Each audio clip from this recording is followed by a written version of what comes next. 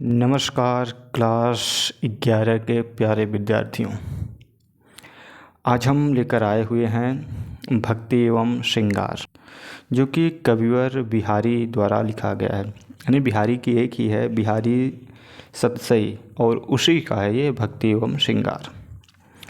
तो ये एग्ज़ाम समझ लीजिए नए पैटर्न पर आधारित है। अगर आप इस साल परीक्षा दे रहे हैं तो फिर आपके लिए बहुत इम्पॉर्टेंट हो जाता है, क्योंकि पुरानी किताबों में बहुत दोहे इसमें कट गए हैं और नई किताब में बहुत सारे दोहे भक्ति एवं श्रृंगार में ऐड किए गए हैं। तो ये जो है ये नई बुक है, मतलब इस साल की है, नई है।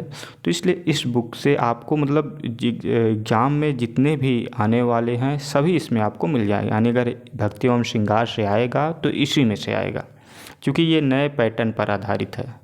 आइए स्टार्ट करते हैं। आपको रस छंद अलंकार साथ में देखने को मिलेगा, उसके साथ साथ आपको संदर्भ भी देखने को मिलेगा। अगर आपको व्याख्या समझ में आ जा रही है तो फिर प्रसंग बताने की ज़रूरत नहीं है, फिर आप लोग आराम से कर ले जाएंगे। अगर नहीं समझ में आ रहा है तो फिर कोई बात नहीं, उसको भी देख लिया जाएगा। फिलहाल करो कुबत जग कुटिलता, तजो न दीन दयाल, दुखी होंगे सरल हिये बसत त्रिभंगी लाल। यहाँ पर भगवान श्री कृष्ण, आप पहले थोड़ा सा समझ लीजिए तब, ताकि आपको मतलब बहुत अच्छे समझ में आ जाए। यहाँ पर भगवान श्री कृष्ण का अनन्य भक्ति, यानी कविवर बिहारी कह रहे हैं कि करो कुबत, कुबत मतलब बुराई, करो मतलब करे, जग मतलब संसार। यानी संसार हमारी चाहे जितनी बुराई करे, कुटिलता तजों, फिर भी मैं अपनी कुटिलता यानी फिर भी मैं अपना टेढ़ापन, तजों मतलब छोड़ूं ना मतलब नहीं, दीनदयाल हे दीनों के नाथ, हे कृष्ण संसार मेरी चाहे जितनी बुराई कर ले, यानी पूरी दुनिया मेरी बुराई कर ले, लेकिन फिर भी तजो मतलब नहीं छोड़ूंगा। तजो मतलब छोड़ना होता तो नहीं, ना मतलब नहीं, तजो मतलब छोड़ूंगा, तो मैं नहीं छोड़ूंगा क्या, कुटिलता अर्थात अपने अंदर जो हमारे अंदर जो टेढ़ापन है उसको मैं नहीं छोड़ूंगा। क्यों नहीं छोड़ सकता ये भी बता रहे हैं कि दुखी, क्योंकि कह रहे हैं कि दुखी होंगे सरल ही बसस त्रिभंगी लाल। अब देखिए पहले त्रिभंगी लाल देख लीजिए। त्रिभंगी लाल भगवान श्री कृष्ण को कहा गया है। क्यों? क्योंकि जब भगवान श्री कृष्ण बांसुरी बजाते हैं तो वह 3 जगह के टेढ़े हो जाते हैं। पहले उनकी गर्दन टेढ़ी हो जाती है, दूसरी उनकी कमर टेढ़ी हो जाती है, तीसरी उनकी पैर जो रखते हैं, मतलब जिस कंडीशन में खड़े होते हैं वो टेढ़े होके खड़े होते हैं। तो इसीलिए त्रिभंगी लाल, यानी कह रहे हैं कि दुखी होंगे सरल ही, क्योंकि हे दीनदयाल, हे भगवान श्री कृष्ण आप दुखी हो जाएंगे। अगर मैं कुटिलता को, अपने अंदर जो टेढ़ापन है उसको छोड़ दूंगा तो आप दुखी होंगे, दुखी हो जाएंगे, क्योंकि आप सरल ही ये बसर, क्योंकि आप सरल यानी सरल हृदय में ही, मतलब हृदय में बसर मतलब बसने में आपको बड़ी कठिनाई होगी, बड़ा दुख होगा आपको। सरल हृदय बसत, आपको सरल हृदय में बसने में दुखी होंगे, बहुत ही ज़्यादा दुख होगा, बहुत ज़्यादा तकलीफ़ होगी। इसलिए मैं अपनी कुटिलता को नहीं छोड़ूंगा, क्योंकि जो टेढ़ा चीज़ होता है वो टेढ़े चीज़ में ही बड़ी आसानी से बढ़ जाती है। जैसे मान लीजिए मैंने बुक को यहाँ से यहाँ ऐसे करके काट दिया, तो फिर इसका जो कटा है वो मैं चाहूँ कि सीधा ऐसे कर दूँ और इसमें बैठा दूँ तो नहीं बैठ सकता ना। तो इसीलिए कह रहे हैं कि आप भी टेढ़े हैं, तो आप जो हैं, तो अगर मैं अपनी टेढ़ापन, अपने अंदर का टेढ़ापन को छोड़ दूं तो आप दुखी हो जाएंगे। क्यों दुखी हो जाएंगे? क्योंकि तब आप हमारे सरल हृदय में निवास नहीं कर पाएंगे। इसलिए हे त्रिभंगी लाल, मैं अपनी कुटिलता को, अपनी बुराइयां को नहीं तज सकता, नहीं छोड़ सकता। भले कुबत मतलब मेरी निंदा करे, बुराई करे, जग मतलब संसार, भले मेरी संसार निंदा करे, बुराई करे, मुझे भला बुरा कहे, लेकिन फिर भी मैं अपने टेढ़ेपन को नहीं छोड़ सकता। आइए, समझ में आ गया होगा बहुत अच्छे तरीके से आप लोगों को। इसका संदर्भ देख लेते हैं कैसे लिखना है। संदर्भ वगैरह आप लोगों को बस, ये तो बहुत सरल होता है हर मतलब चैप्टर का। प्रस्तुत दोहा हमारी पाठ्य पुस्तक हिंदी में संकलित एवं कविवर बिहारी द्वारा रचित भक्ति एवं श्रृंगार नामक शीर्षक से अवतरित है। ठीक, ये तो आपका संदर्भ हो जाएगा। इसमें अलंकार अनुप्रास है, भाषा ब्रज है, रस शांत है, छंद दोहा है, गुण प्रसाद है। ठीक, आइए चलते हैं अगले दोहे पर। अजो तरेना ही रहो श्रुति सेवक इक रंग, नाक बास बेसर लहो बस मुक्तनु के संग। यहाँ पर इसका दो अर्थ निकलेगा, तो आप लोग बड़ी ध्यानपूर्वक समझे ताकि दोनों के दोनों अर्थ समझ आ जाए। ठीक, अजो मतलब आज भी, तरेवना मतलब तरेवना। अब तरेवना का मतलब होता है कान का आभूषण। एक तरेवना का मतलब हो जाएगा कान का आभूषण, एक तरेवना का मतलब हो जाएगा मोक्ष नहीं हुआ, अर्थात तरा नहीं। आदमी कहते हैं ना कि तर गया या तरेगा नहीं, तो तरने का मतलब होता है मोक्ष। तो एक तरेवना का, पहले हम कान का आभूषण वाला बता देते हैं, नहीं तो कन्फ्यूज हो जाएंगे आप लोग। अजो तरेवना ही रहो, अजो मतलब आज भी, तरेवना मतलब कान का जो आभूषण है वो कान का आभूषण ही रहा। ध्यान दीजिए, बहुत सरलता के साथ समझ में आएगी। अजो मतलब आज भी, तरेवना मतलब तरेवना यानी जो कान का आभूषण है वो आज भी कान का आभूषण ही रहा, अर्थात वह कान की जगह नाक पर नहीं लटका, इसका मतलब यही। तो ध्यान दीजिए, अजो तरेवना ही रहो, आज भी तरेवना यानी कान का आभूषण वही रहा। श्रुति मतलब कानों की, सेवत मतलब सेवा करने की वजह से, इक रंग मतलब लगातार, यानी तरेवना जो है कान का आभूषण वह लगातार कानों की सेवा करते रहने की वजह से भी आज भी कान का आभूषण ही बना रहेगा, अर्थात वह थोड़ा सा भी उसको ऊपर या थोड़ा सा उसको इज्जत मान सम्मान नहीं दिया गया। क्लियर। दूसरा, नाक बास बेसर लहे बस मुक्तन के संग। लेकिन जो नाक बास बेसर, बेसर का मतलब होता है नाक का आभूषण, लेकिन जो नाक का आभूषण है बस मुक्तन यानी मोतियों के संग बस कर, नाक बास बेसर ले हो बस मुक्तन के संग, यानी जो नाक का बेसर मतलब नाक का आभूषण। ठीक, नाक बास यानी नाक में निवास करने को, जैसे जो बेसर है यानी नाक का आभूषण, वह चूँकि नाक क्या होता है इज्जत की बात होती है ना, कहते हैं कि भैया नाक कट गई इज्जत नहीं है, इज्जत आ गई इज्जत बढ़ेगी, नाक से संबंध इज्जत का लिया जाता है। लेकिन वहीं तरेवना का संबंध क्या कहा कि भैया आज तुम भी वहीं के वहीं रह गए। लेकिन नाक का जो आभूषण बेसर है वो कह रहा है कि मोतियों के मुक्तन यानी मोतियों के संग लगे होने के कारण नाक बास बेसर रहो बस मुक्तन के संग, जो नाक का आभूषण है वह मोतियों के संग आ गया, अर्थात वह इज्जत मान प्रतिष्ठा की बात पर आ गया, अर्थात वह बहुत अच्छे स्थान पे आ गया। कहने का मतलब यह है। दूसरे का देख लेते हैं अर्थ क्या हो जाएगा।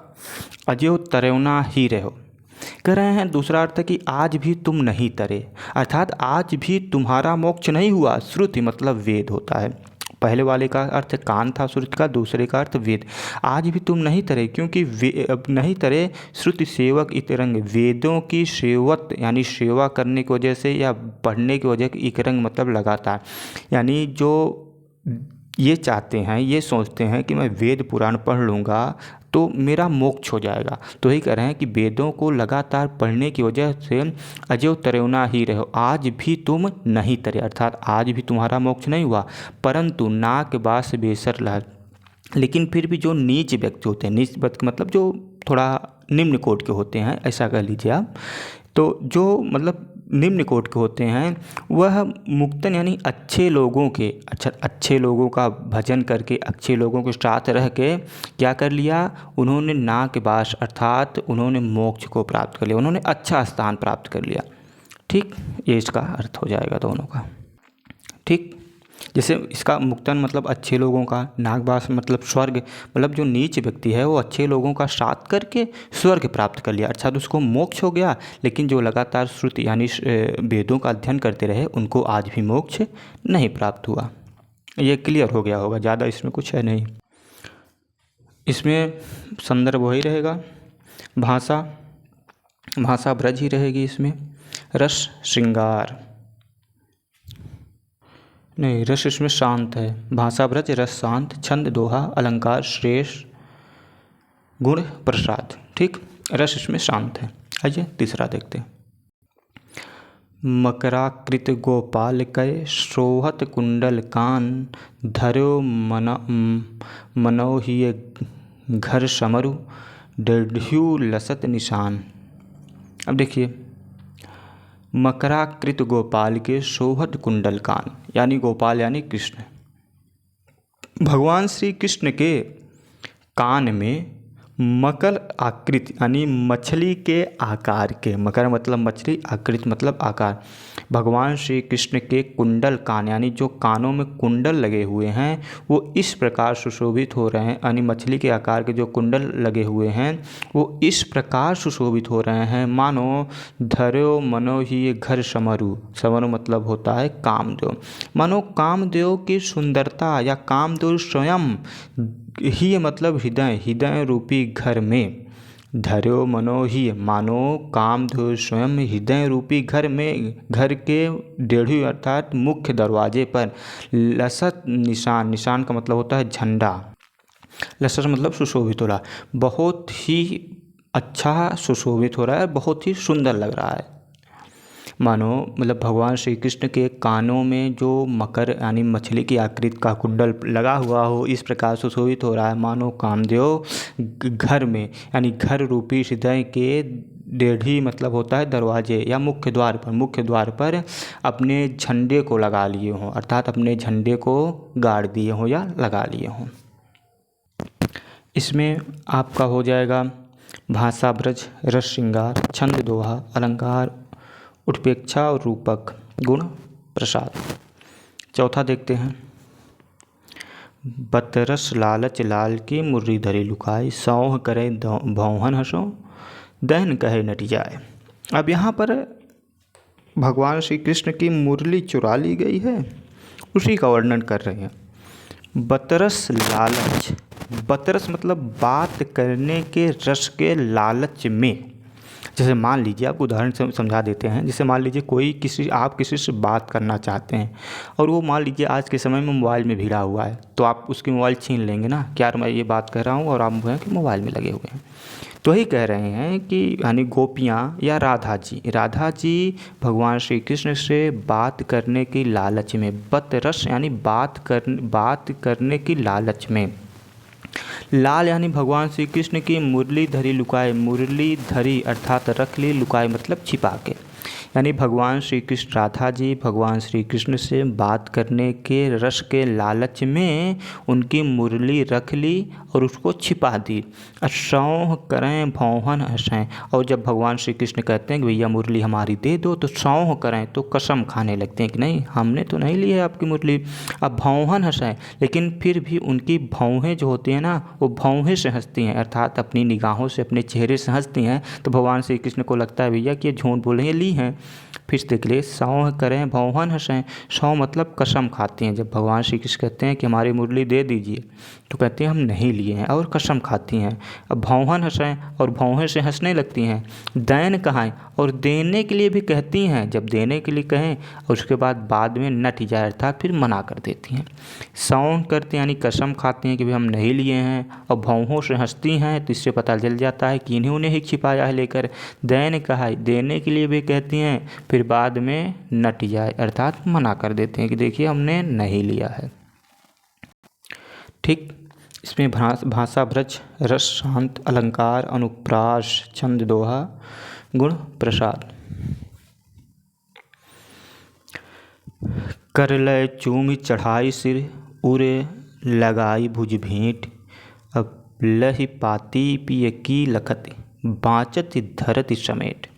अब यहाँ पे वर्णन है पत्र का। जैसे मान लीजिए यहाँ पर एक जो नायक है अपनी नायिका को पत्र देता है। क्या देता है? पत्र। तो उसी पत्र को वह देखती है, चूमती है और उसी पत्र को नायक समझकर अपने भुजा में भेंट लेती है। और मतलब इसी का वर्णन है। पहले तो पत्र था, अब तो मोबाइल है। तो ही कहते हैं ना कि हर फैसला होता नहीं सिक्के उछाल के, दिल का मामला है ज़रा देख संभाल कर, और मोबाइल की इस दौर के आशिक को क्या पता रखते थे खत में कैसे कलेजा निकाल कर। तो खत की बात कुछ और थी, मोबाइल की बात कुछ और है। पहले लोग खत दिया करते थे, लेकिन अब क्या है, अब तो भाई कोई बात ही नहीं। इसका आने वाली पीढ़ी खत यानी चिट्ठी, खत ये सब भूल जाएगी। आइए देखते हैं। कर लय चूमे, जब वो नायिका पत्र को पाती है तो कर यानी हाथ में लय मतलब लेकर चूम मतलब चूम लेती है।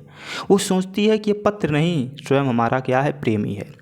कर लय चूम यानी हाथ में लेकर उसको चूमती है, सिर चढ़ाए और अपने सिर पर लगाती है, उर लगाए और अपने हृदय से लगाकर भुज भेंट और भुजाओं से भेंट लेती है यानी आलिंगन करती है। लह किसको, उस पत्र को क्या समझकर, प्रेमिका समझ मतलब अपना प्रेमी समझकर वो उसको क्या करती है, अपने हाथ में लेकर चूमती है, फिर अपने सिर पर चढ़ाती है यानी लगाती है, उर लगाया और अपने हृदय से लगाकर भुजा भेंट यानी उसको फिर आलिंगन करती है यानी भुजाओं में भरकर भेंटती है।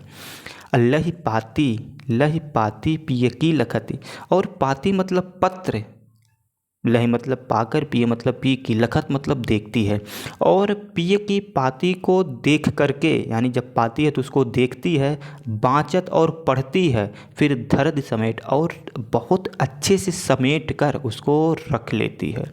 ठीक, यानी जब अपने हाथ में लेकर चूमती है, सिर चढ़ाती है यानी सिर पे लगाती है, अपने हृदय में लगा के लगाती है और भुजा में भेंटती है, और उस पाती को पाते ही यानी उसको देखती है खूब देर तक, जैसे देखते नहीं, फिर बाँचती उसको पढ़ती, भैया क्या लिखा है, फिर धरत समेट और उसको एकदम अच्छे से समेट के रख लेती है। कविवर बिहारी ऐसे ऐसे रचनाएँ किए हैं, समझ जाइए आप। आइए आगे देखते हैं।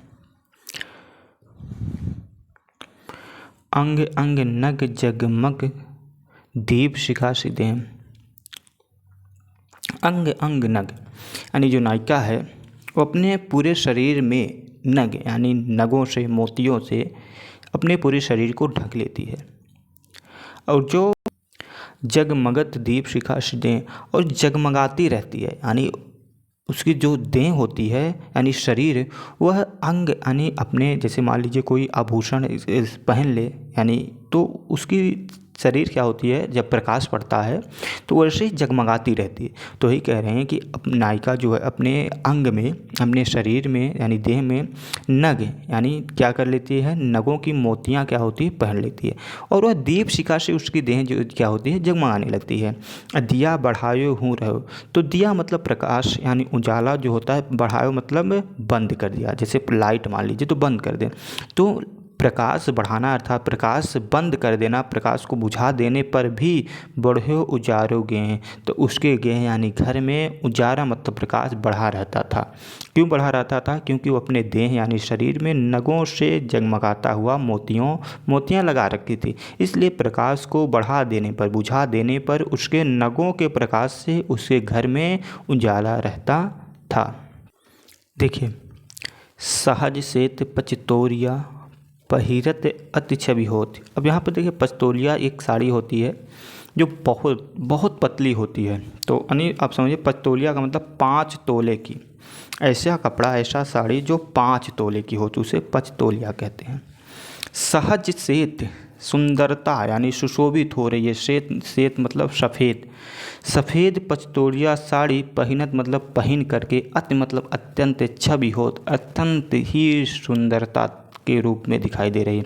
यह जब नायिका पचतोलिया साड़ी पहनती है तो वह बहुत ही सुंदर दिखाई देती है, जैसे जल चादर के दीप लय जगमत तन ज्योति, उसका तन की यानी उसके शरीर की ज्योति इस प्रकार प्रकाशित हो रही थी, इस प्रकार सुंदर लग रही थी, जैसे जल चादर के बीच में, जैसे चादर यानी मान लीजिए कि यहाँ पर जल गिर रहा है तो उसके पीछे चादर एकदम झिलमिल लगा दिया जाए, और तो उसके जो ज्योति होती है, जो सुंदरता होती है, ठीक उसी तरह यानी मानो जल के चादर के पीछे दीप जल रहा हो, दीप लो जगमत तन ज्योति, उसी प्रकार उसका तन यानी उसके शरीर की ज्योति जगमगा रही थी, मानो जल के चादर के पीछे दीपक यानी दीपक जगमगा रहा हो, उसी प्रकार उसके तन यानी शरीर की ज्योति भी जगमगा रही थी। औंधाई शीशी सु लखी बिरह बरन बिललात, बीच ही सु गुलाब गौ छीटो छुई नगात। यहाँ पर देखिए कह रहे हैं कि बिरह की अग्नि से बिललात यानी व्याकुल नायिका, कोई भी व्यक्ति, कोई भी नायक, कोई भी नायिका जब विरह से की अग्नि से व्याकुल रहे तो उस समय का वर्णन है कि बिरन यानी विरह में व्याकुल, बिल्लाग मतलब चिल्लाती हुई, व्याकुल हुई नायिका के शरीर पर औंधाई शीशी सुलखी, सुलखी मतलब अच्छे से देख करके शीशी औंधा दी गई। शीशी मतलब जो सेंट की शीशी होती है, यानी जैसे गुलाब जल की शीशी क्या कर दी गई, औंधाई दी गई। औंधाई मतलब उलट दी, या हाँ उलट दी, या मान लीजिए कि पूरी की पूरी शीशी उलट दिया, औंधा दी। सुलख मतलब देख करके, बिरह बिरन बिल्लात यानी बिरह में व्याकुल नायिका को देख करके शीशी औंधा दी। किसकी? गुलाब सूख गयो बीच, यानी गुलाब जल की शीशी बिरह में व्याकुल नायिका को देखकर उसके ऊपर औंधा दी गई। लेकिन फिर भी बीच ही सूख गुलाब को, लेकिन वह बीच में ही सूख गया, मतलब इतना समझ लीजिए, अतिशयोक्त। लेकिन ये बीच में ही सूख गया। छींटो छुए न गाद, गाद मतलब शरीर को उसके छींट भी नहीं छुए। मान लीजिए जैसे यहाँ है, यहाँ से मैं इसको छोड़ूं और कह दूं कि ये यहाँ नहीं गिरा, ये बीच में ही हवा बन के उड़ गया। तो वही कह रहे हैं कि जब नायिका, यानी यहाँ विरह का वर्णन है कि नायिका विरह में इतना व्याकुल थी, इतना जल रही थी कि जो गुलाब जल की शीशी उस पर औंधाई गई थी, वो उसकी गुलाब जल जो है वो बीच में ही हवा बन के उड़ गया, यानी वायु बन के उड़ गया, और उसकी गुलाब जल की बूंद की एक भी छींट उसके शरीर पर नहीं गई। इतनी ज़्यादा वह विरह में व्याकुल थी। तो यहाँ पर समझिए, अब यहाँ पर आपका भाषा ब्रज हो जाएगा, रस शांत है, और अलंकार अनुप्रास है, गुण प्रसाद है। करी बिरह ऐसी तो गैल न छाड़त नीच। करी यानी कर दिया, बना दिया। बिरह मतलब बिरह में ऐसी, मतलब इस प्रकार नायिका को बिरह ने ऐसा बना दिया, तजु गैल न छाड़त नीच, कि जो मृत्यु है उसे चाह कर भी नहीं छू पा रही है। ठीक, यानी वह चाहती है कि मृत्यु आ जाए, लेकिन चाह कर भी उसे मृत्यु नहीं आ रही है। मतलब वह इतनी हो गई, गैर मतलब उसका होता है पीछा या रास्ता, तो उसका पीछा नहीं छोड़ रही है। दीनों हो चश्मा लखन चाहे लखो यह मीच, लेकिन ये कह रहे हैं कि जो मृत्यु है वो अपने आँखों पर चश्मा लगाकर उसको ढूंढ रही है, फिर भी उसे खोज नहीं पा रही है। ठीक, जैसे मान लीजिए तो मतलब फिर से देख लीजिए, करी बिरह ऐसी तो गैर न छाड़त नीच।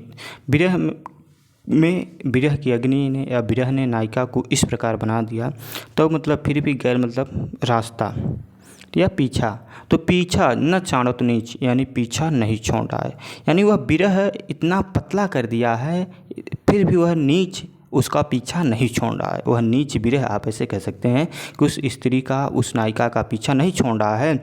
दीने हो चश्मा चखनु चाहे लहै न मीच, दीने हो चश्मा चखनु, यानी वह अपने आँखों में चश्मा लगाए है, मृत्यु का सामना करना चाहती है, पर वह उसे मार नहीं पा रहा है।